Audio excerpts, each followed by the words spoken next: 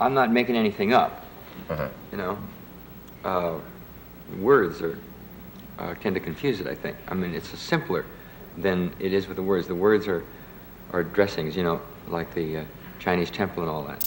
Most fans think they understand the infamous story behind the show's end, but the reason Kung Fu faded was far stranger than anyone expected. While the series looked strong on the surface, pressure behind the scenes kept growing. Quiet injuries, hidden rivalry, and shifting studio politics all pushed it toward collapse. As Hollywood changed, Kung Fu found itself cornered, and the real truth about why it was canceled became something far darker than viewers ever imagined. The unexpected influence of Kung Fu.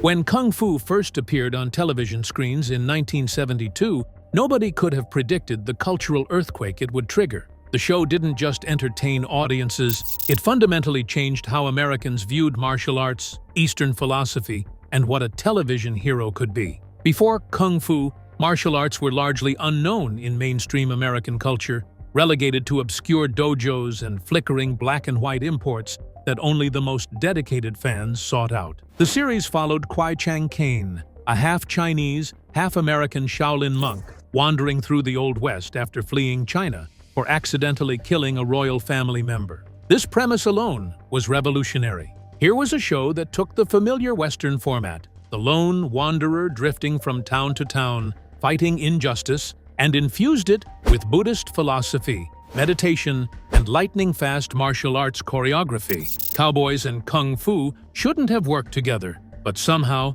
they created magic. Kung Fu became one of the first successful martial arts programs in United States television history. It opened doors that had previously been locked tight. Suddenly, Americans were curious about Eastern spirituality, acupuncture, meditation, and the disciplined art of Kung Fu. Martial arts schools across the country saw enrollment explode. Children begged their parents for lessons. The show made it acceptable, even cool, to embrace ideas and practices that had seemed foreign and mysterious just months earlier. Perhaps nobody felt the influence of Kung Fu more deeply than filmmaker Quentin Tarantino. Decades later, when crafting his revenge epic Kill Bill, Tarantino drew heavily from the show's DNA. The blend of Eastern martial arts with Western storytelling structures, the philosophical flashbacks, the wandering warrior seeking redemption, these elements became cornerstones of Tarantino's masterpiece. He openly acknowledged Kung Fu as a primary inspiration,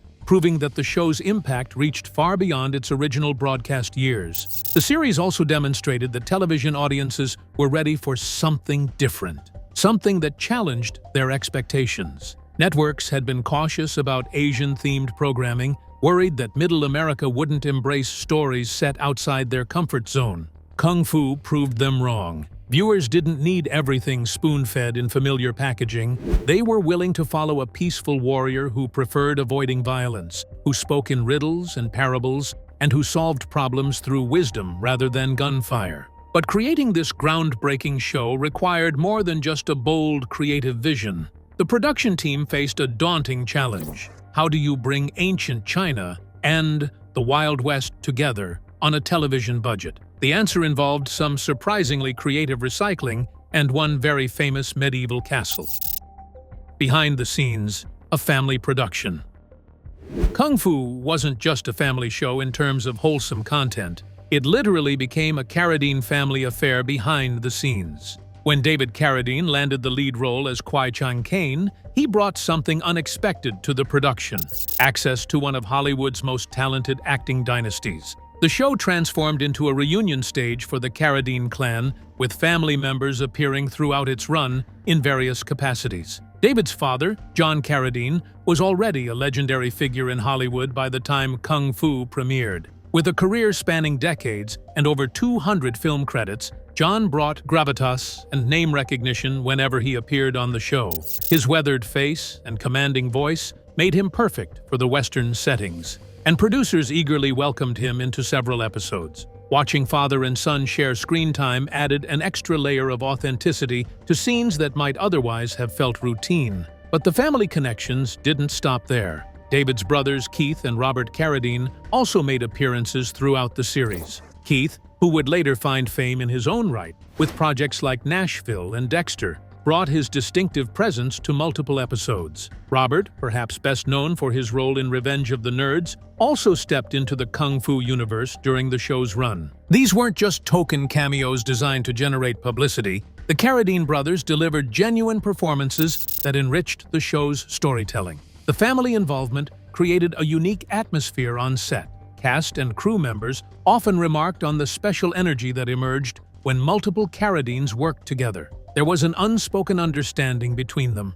This nepotistic approach might have felt problematic in other circumstances, but the Carradines earned their spots through talent, rather than simply sharing a last name. Each family member brought distinct skills and screen presence. They understood the Western genre intimately, having grown up watching their father work in countless cowboy films and television shows. That heritage showed in every scene they inhabited. The family connections also provided David with emotional support during the grueling production schedule. Filming Kung Fu required long hours, intense physical training, and constant travel to location shoots. Having family members nearby helped David maintain his center during particularly demanding periods. They understood the pressures he faced as the show's lead and could offer advice that came from genuine experience rather than hollow encouragement. In many ways, Kung Fu became the Carradine family business, a shared project that showcased multiple generations of acting talent while telling stories about honor, discipline, and finding one's place in an unfamiliar world. Yet all the family talent in Hollywood couldn't solve the production team's biggest problem: building two completely different worlds on a television budget. The solution they found would involve knights, King Arthur, and one of the most elaborate movie sets ever constructed. Building the world, sets, style, and production choices. Creating the visual world of Kung Fu required creativity, resourcefulness, and a willingness to think outside the box. The production team faced a unique challenge. How do you blend the dusty landscapes of the Old West with the mystical atmosphere of a Shaolin temple? The answer came through clever recycling, strategic location choices, and a commitment to establishing a visual language unlike anything else on television. The iconic Shaolin temple set, where young Cain learned his lessons from Master Po and Master Cain, had an interesting history. Rather than building everything from scratch, the production team repurposed elaborate sets, originally constructed for the musical film Camelot. The ornate architecture, sweeping interiors, and detailed craftsmanship designed for King Arthur's legendary court found new life as a Buddhist monastery in China. With some modifications and creative camera work, medieval castle elements transformed into Eastern temple grounds. This practical decision saved the production considerable money while providing authenticity that would have been difficult to achieve otherwise. The Old West portions of the show required equally thoughtful design choices. Production designers wanted to avoid the overly polished look that plagued many Hollywood westerns. They sought dusty realism, towns that felt lived in and weathered, saloons with genuine grime, and landscapes that reflected the harsh conditions of frontier life. Location scouts found perfect shooting sites throughout California, selecting areas that provided authentic Western backdrops without requiring extensive set construction. What truly set Kung Fu apart was its unique visual style that merged these two worlds seamlessly. Cinematographers employed different filming techniques for flashback sequences versus present-day scenes. The Shaolin Temple memories often featured softer lighting, creating an almost dreamlike quality that contrasted sharply with the harsh sunlight of the Western scenes. This visual distinction helped viewers instantly recognize when the show shifted between timelines without needing obvious verbal cues. The costume department faced similar challenges. David Carradine's simple monk robes needed to look authentic while also standing up to the physical demands of fight choreography and dusty location shoots. His iconic straw hat became one of television's most recognizable accessories, providing both practical sun protection and a visual shorthand for the character's outsider status. Every costume choice reinforced the show's central theme: a man caught between two cultures, belonging fully to neither. Lighting designers created moody atmospheres that enhanced the philosophical nature of the storytelling. Shadows played across Cain's face during moments of contemplation, while fight scenes featured dynamic lighting that emphasized the balletic nature of martial arts choreography. But all these production choices would have meant nothing without the right person embodying Kwai Chang Cain. and finding that person proved far more controversial than anyone anticipated. The battle for the role of Cain. The casting process for Kung Fu became one of the most contentious decisions in television history. Multiple actors desperately wanted the role of Kwai Chang Cain, each believing they possessed the perfect combination of skills and presence to bring the character to life. The competition revealed deep truths about Hollywood's attitudes toward race, marketability, and what audiences would supposedly accept on their television screens. William Smith threw himself into the audition process with remarkable determination. The muscular actor, already known for playing tough guys and villains in various Western productions, saw Cain as an opportunity to showcase his range. Smith actually possessed legitimate martial arts training, unlike many actors competing for the role. He performed impressive demonstrations during his audition, displaying kicks, strikes, and forms that proved his physical capabilities. His commitment to landing the part was absolute. However, producers ultimately rejected Smith for a simple reason: he looked too intimidating. The creative team envisioned Cain as a peaceful warrior, someone whose philosophy centered on avoiding violence whenever possible. Smith's imposing physique and naturally aggressive screen presence worked against him. Casting directors worried that audiences wouldn't buy him as a reluctant fighter, that his appearance alone suggested someone eager for confrontation rather than someone seeking harmony. The decision devastated Smith, who believed his actual martial arts skills should have outweighed concerns about his physical appearance. John Saxon also entered consideration for the role, bringing significant Hollywood credentials to the table. Saxon had already established himself as a versatile actor capable of handling action sequences while maintaining dramatic depth. His career demonstrated range across multiple genres, and he possessed the chiseled features that television executives loved. Saxon seemed like a safe choice, someone who could anchor a series while appealing to broad audiences. Yet Saxon also failed to secure the role, though for different reasons than Smith. Producers felt he projected too much conventional masculinity, too much traditional leading man energy. They wanted someone who could embody both strength and gentleness, someone whose presence suggested inner peace rather than simmering intensity. Saxon's natural charisma worked against the meditative quality they sought. These casting decisions reveal how producers understood the show's core identity. They weren't simply looking for someone who could throw punches or deliver dramatic monologues. They needed an actor who could make audiences believe in a fundamentally different kind of hero, one who walked away from fights, who spoke in philosophical riddles, and who valued wisdom over violence. But the most controversial casting debate didn't involve Smith or Saxon. It centered on a martial arts master who claimed the entire concept had been stolen from him in the first place. Bruce Lee and the stolen concept debate. The controversy surrounding Kung Fu's origins remains one of Hollywood's most debated topics decades later. Bruce Lee's supporters insist that the legendary martial artist created the concept for the show, only to have it stolen by studio executives who refused to give him the lead role.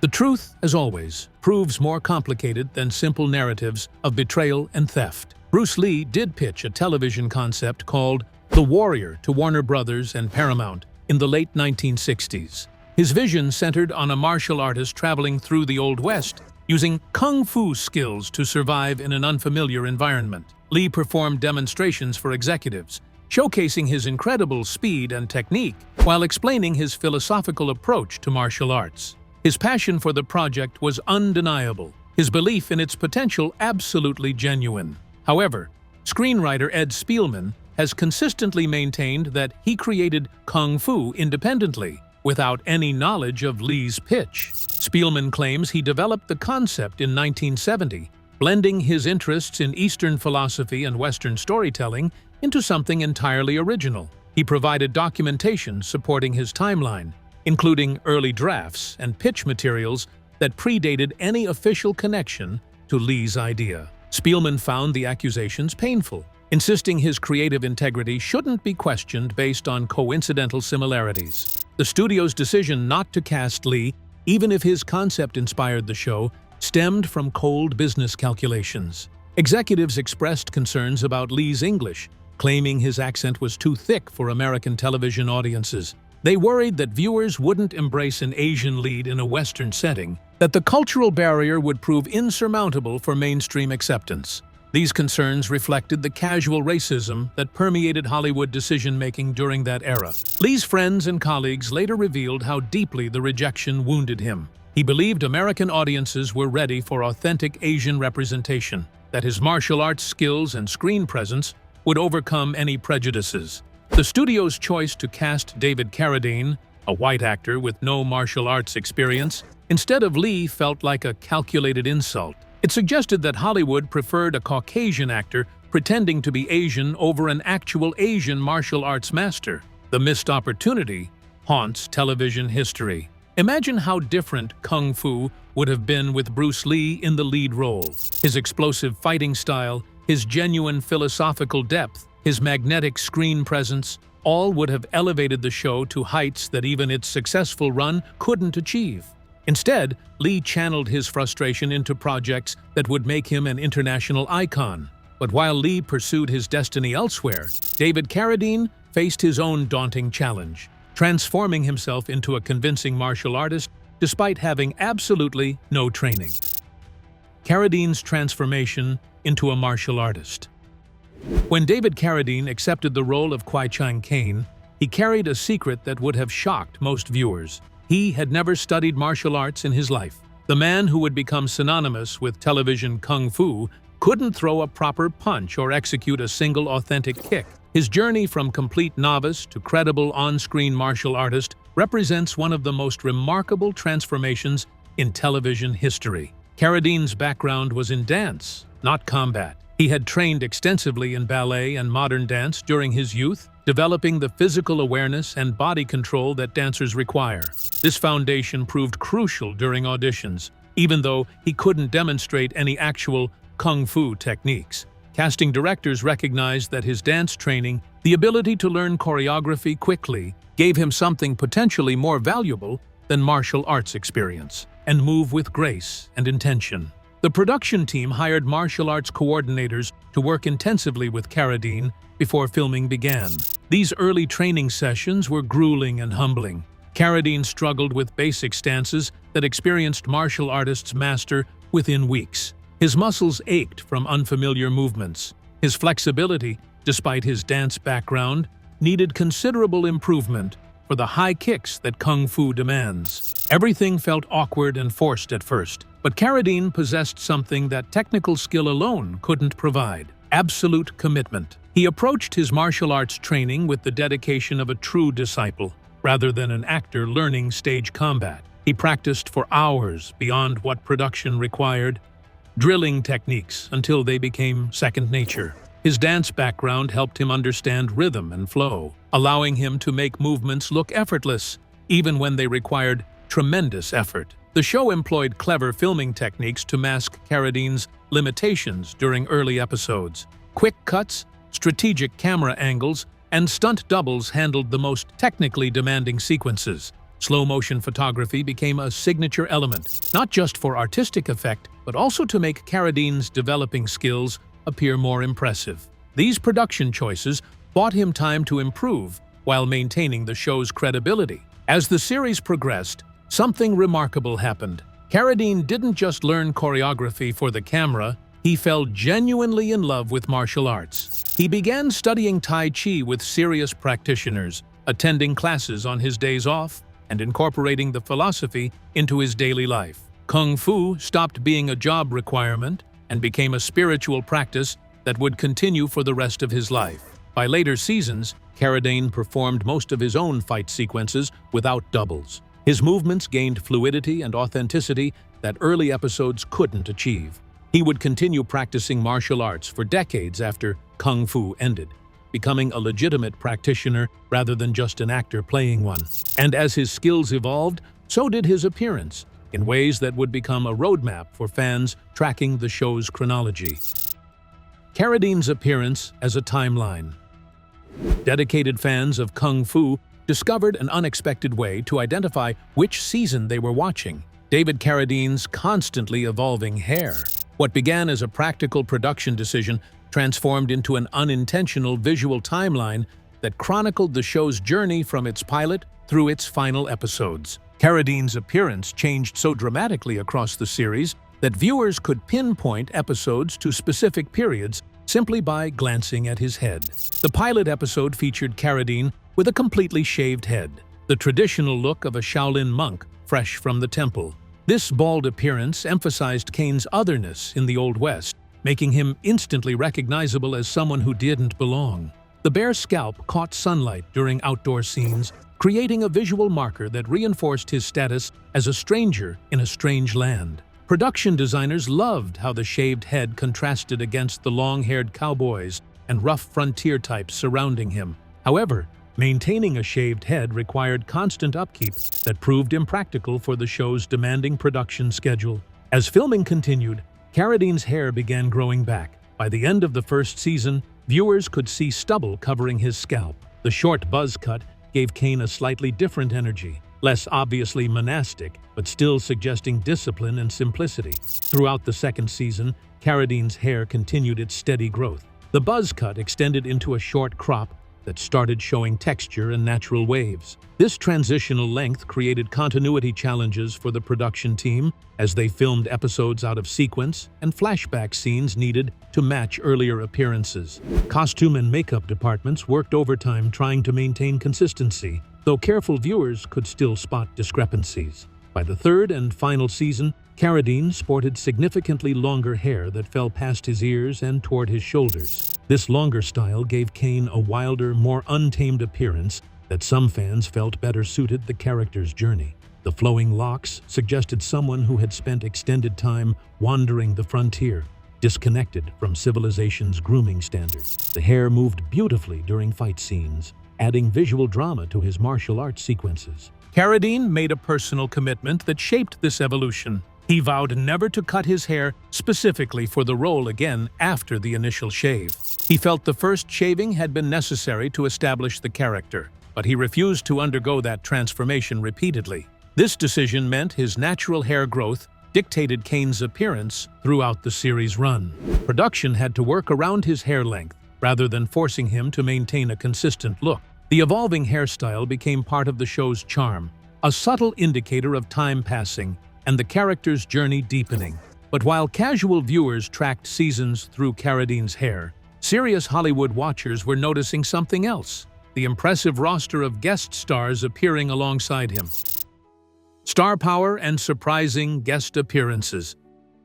Kung Fu attracted an impressive array of guest stars throughout its run, many of whom would become major Hollywood names in the years following their appearances. The show's unique premise and growing popularity made it an attractive opportunity for established actors and rising talents alike.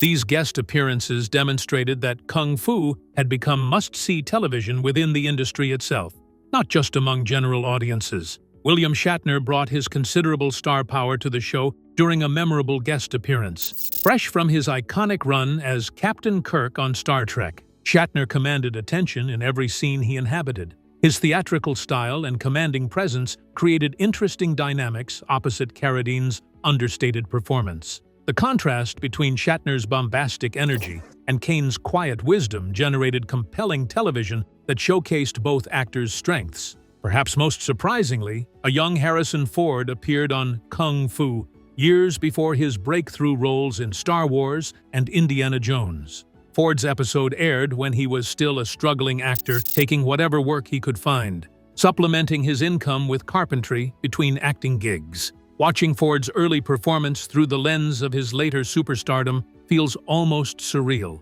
The raw talent that would make him one of Hollywood's biggest stars was already visible, even in a supporting role on a television western. The show also featured appearances from seasoned character actors who brought gravitas and authenticity to their roles. These performers understood the Western genre intimately, having worked in countless cowboy films and television shows throughout their careers. Their comfort with the setting helped ground Kung Fu's more fantastical elements, making the blend of Eastern philosophy and Western storytelling feel natural rather than forced. Guest stars often remarked on the show's unique atmosphere during production.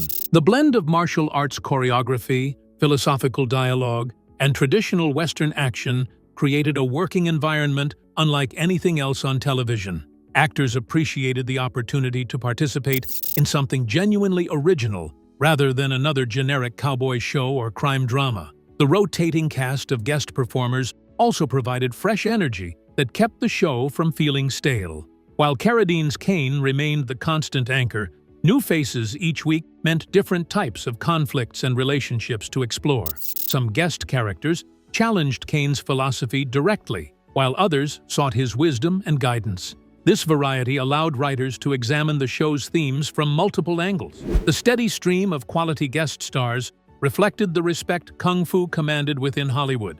Actors wanted to work on the show, seeing it as both a creative challenge and a resume credit worth pursuing. The series had become a cultural phenomenon that transcended typical genre boundaries. Yet, despite this popularity and the steady ratings it maintained, Kung Fu ended after just 3 seasons, and the reason had nothing to do with declining viewership.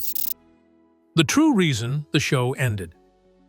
The cancellation of Kung Fu confused fans and industry observers alike. The show maintained strong ratings throughout its run, consistently attracting millions of viewers each week. Network executives had no financial reason to pull the plug on a successful series that generated solid advertising revenue and captured audiences across multiple demographics. Yet the show ended after only 3 seasons, leaving many wondering what went wrong. The answer lay not in boardrooms or focus group, but in David Carradine's battered body. The physical demands of playing Cain had taken a brutal toll on the lead actor. Despite stunt doubles handling the most dangerous sequences, Carradine insisted on performing much of his own action work as his martial arts skills improved. This dedication came with consequences, accumulated injuries that made each season progressively more painful to film. Carradine suffered from chronic back problems that worsened throughout production. The constant fight choreography, combined with the physical stress of maintaining martial arts training,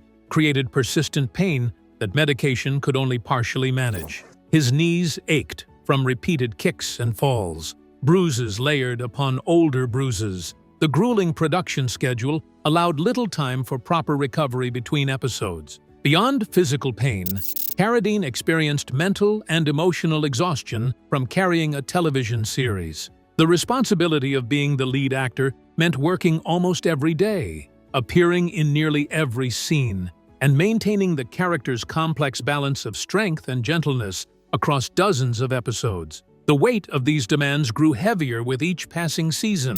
Recognizing that he couldn't sustain this pace indefinitely, Carradine made the difficult decision to walk away while he still could. He informed producers that the 3rd season would be his last, giving them advance notice that allowed for proper planning. This early warning proved crucial for the show's creative team. Unlike many series that get canceled unexpectedly and leave storylines unresolved, Kung Fu writers had time to craft a proper conclusion. They wrapped up major character arcs, resolved ongoing conflicts, and gave Cain's journey a satisfying ending. The finale provided closure that fans appreciated, even as they mourned the show's conclusion. Carradine's decision to prioritize his health over continued success showed wisdom that mirrored his character's philosophy. Sometimes knowing when to walk away demonstrates greater strength than pushing forward despite the cost. But while the original series ended, the world of Kung Fu was far from finished, and neither was its complicated relationship with Bruce Lee's legacy.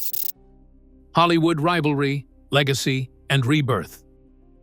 An unspoken competition simmered between Kung Fu and Bruce Lee's Enter the Dragon throughout 1973. The television series had launched in 1972, introducing American audiences to martial arts through weekly episodic storytelling. Meanwhile, Lee was filming what would become his most iconic movie, a martial arts spectacle that would change cinema forever. The timing created an inevitable comparison between the two projects and their very different approaches to presenting Kung Fu to Western audiences. Enter the Dragon exploded onto screens in 1973, showcasing Lee's extraordinary abilities and magnetic screen presence. The film became a massive international hit, proving that audiences absolutely would embrace an Asian martial arts star, precisely what Hollywood executives had claimed was impossible when they rejected Lee for Kung Fu. Lee's rising global fame forced the entertainment industry to reconsider its assumptions about marketability and representation. His success cast a shadow over Kung Fu, raising uncomfortable questions about what the show might have been with authentic Asian leadership. Tragically, Lee died just weeks before Enter the Dragon premiered, robbing the world of a transformative talent at the peak of his powers. His death at age 32 elevated him to legendary status and intensified debates about the opportunities Hollywood had denied him. Despite these controversies, Kung Fu's influence proved remarkably durable. The show spawned multiple sequels and revivals that demonstrated its lasting cultural impact. Kung Fu, the movie, arrived in 1986, reuniting David Carradine with his iconic role for a television film that attracted strong viewership. This success led to Kung Fu, The Next Generation in 1987, which attempted to continue the story with a new protagonist. The most successful revival came with Kung Fu, The Legend Continues, which ran from 1993 to 1997.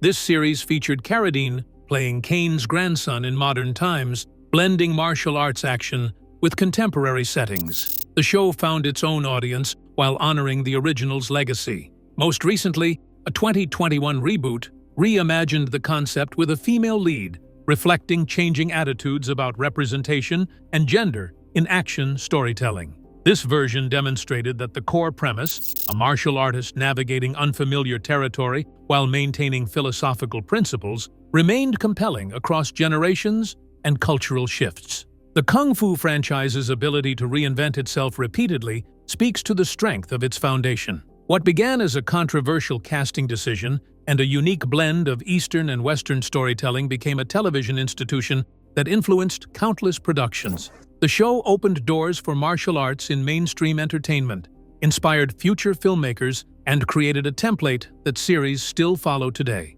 If you enjoyed this video, like and subscribe, and also click the next video shown on your screen.